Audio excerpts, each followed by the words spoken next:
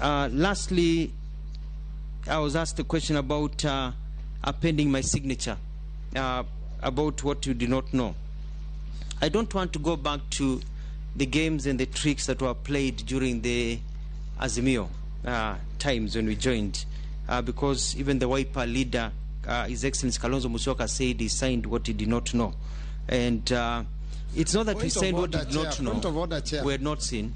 Point of order, Chair. Yes. Chair, I would like to ask the nominee to kindly restrict himself to the questions and not to address matters that are not have not been brought, because the party leader of Wiper is not a nominee and is not one of the people that is being vetted.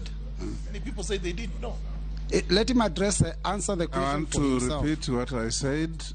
Let's ask questions and answer them without veering off into any parochial politics. We want to deal with issues that are asked, and let's go on. Well guided, Mr. Chairman. I withdraw. And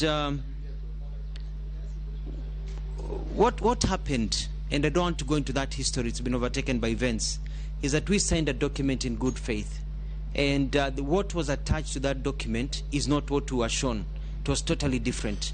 What was deposited at the registrar of political parties, when we later found out, was a different document than the one that we had actually signed, what we called utapeli, which was one of the reasons that I chose to leave Azimio, because I saw deceit and I could not really match what was happening.